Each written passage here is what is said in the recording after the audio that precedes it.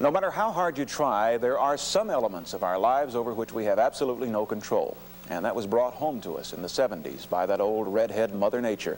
Well, sure, she kept her composure rather well for the first 2 years of the decade, but apparently she was only resting up for 1973, the wettest year of the 70s and by far the most infamous. It was the year when area residents shivered in the dark when a massive ice storm caused widespread power outages. And it was the year of the St. Patrick's Day flood, when nearly 8 inches of rain fell over a 3-day period. In Tennessee, Georgia, and Alabama, several people died during that deluge, and in Chattanooga and Hamilton County alone, over 1,000 residents were driven from their homes. Hundreds of them went to emergency shelters set up by the city, Red Cross, and countless volunteers. The rising floodwaters from South Chickamauga Creek forced the evacuation and shutdown of Lovell Field Airport, which reported 8 feet of water standing in parts of the runway. 2 feet of water engulfed the airport terminal. At the time of the flood, airport manager Gobby Banks estimated $1 million in damages, and that figure wasn't even counting damage to FAA equipment or privately owned aircraft.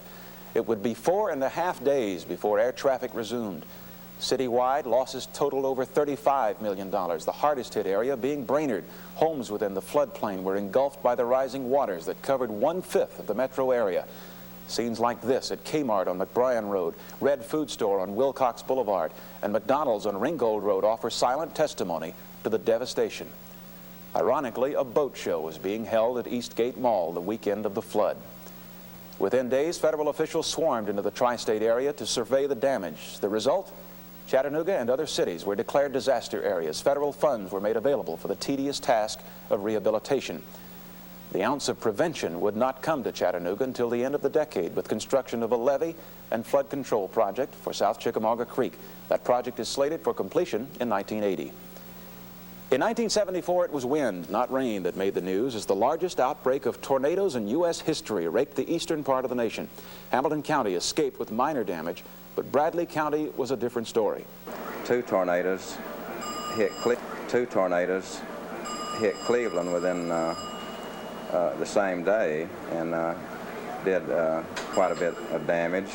McMinn County had a tornado that day. In Georgia,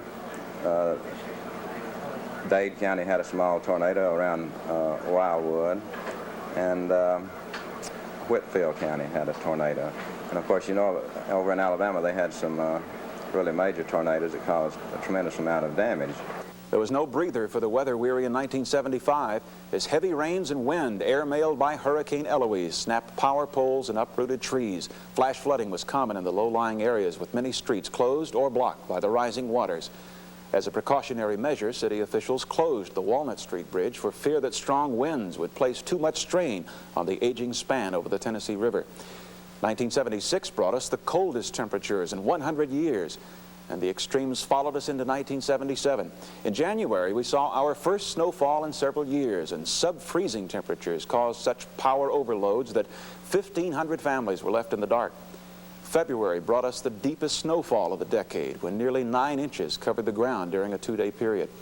In March, it was more rain, and in June, drought came to our area, followed by a record-breaking heat wave during the month of July. On the 7th, the mercury hit 101 degrees, the hottest temperature on that day since the National Weather Service began reporting temperatures in 1879. And it was the first time the 100-degree mark had been eclipsed here since 1954. Our wettest month of the decade came in September of '77, with a record rainfall for a 24-hour period. Nearly 7 inches of rain fell on September 6th and 7th, the heaviest rainfall since 1886. Some people say the easiest way to start a conversation is to mention the weather. Well, the 1970s brought us a new icebreaker, energy, and the shortage of it. In 1973 and 74, we had plenty to talk about as we inched our way to the gas pumps during the Arab oil embargo, and a nationwide coal strike in November of '74 generated conversation, if not energy, to get us through the winter. At that time, 75% of the TVA's electricity was produced by coal-fired generators. In anticipation of a prolonged strike and subsequent energy shortages, Chattanooga Mayor Robert Kirk Walker first called for voluntary cutbacks on electrical use. When that didn't work, he demanded them. Over 3,000 streetlights were disconnected. Most billboards and decorative lighting was extinguished. The City Commission passed an ordinance limiting operating hours of most businesses and fined those that didn't comply. TVA considered but never implemented emergency power rationing. Neither did it encourage other cities to follow the lead of Chattanooga. So in December, the city fathers repealed their energy ordinance with a denouncement of TVA, leveling charges of mismanagement and incompetence. We were being told that it was essential that we reduce our level in order to continue to operate as a manufacturing community and as a community. And I did not feel at that time that the information, that we were being told, and then when we acted upon it, is that we were not getting the kind of support that we should have. And I was very, very pointed in my criticism at that point in time. The coal strike ended in December of '74, and we got a breather until '76 when 2 record cold winters created energy shortages of another kind. Sub-freezing temperatures in January of '77 boosted demand for natural gas, and diminished supplies forced many local factories to cut back or even shut down. The result? Temporary layoffs for thousands of workers.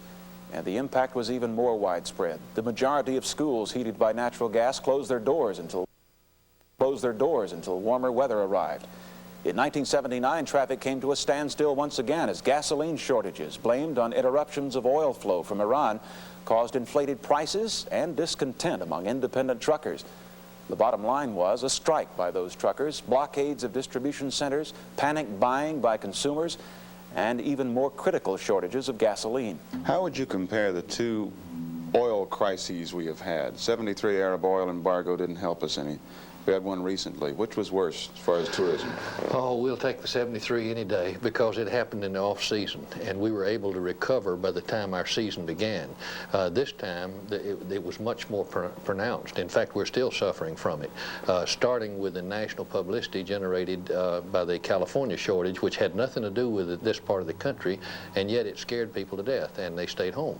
So this year, we really took a beating on the basis of the oil situation and the fear of the oil situation and the poor communications in getting the word out that those short crises were over. As we end the decade, the possibility looms ahead that there will be even more fuel shortages as the United States weans itself from Iranian oil. But in the long run, there may be some positive results from the energy problems of the '70s. We've had shortages before, but we were seeing these shortages occur in a period of time in which we've experienced a greater realization of our total dependence, really, on having a secure supply of energy for us. So the events that occurred in the '70s were indicators that we're very dependent upon energy sources like coal, fuel in the form of gasoline and oil and natural gas. And the fact that we might have some disruption in these made us aware of the fact that things perhaps weren't going quite the way we thought they were, and that maybe we better start looking to some alternate ways of doing things in this country. We're seeing evidence of that already as the Tennessee Valley Authority plans its new office complex around solar energy, and Sequoia Nuclear Plant gears up for operation sometime next year. And conservation may very well be the watchword for the '80s as individuals and governments alike strive to reduce consumption to stay within their budgets. We're in a transition period. We're in a transition period in terms of costs of fuel. We're in a transition period in terms of adjustment of behavior of people towards their feeling of being really put out with paying a lot of money for a gallon of gasoline, to one of acceptance of paying higher prices, but doing things that reduce the total expenditure they make for fuel by buying more efficient equipment, buying things like heat pumps, buying insulation to ensure they don't use as much fuel in their homes in the winter, and things like that. But this occurs fairly slowly. It takes time.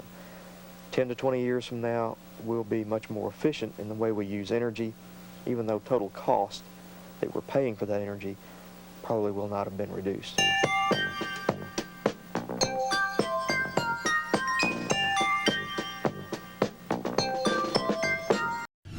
Thanks for watching News Channel 9, and for more great local coverage, don't forget to hit the subscribe button and turn on notifications. News Channel 9, depend on us.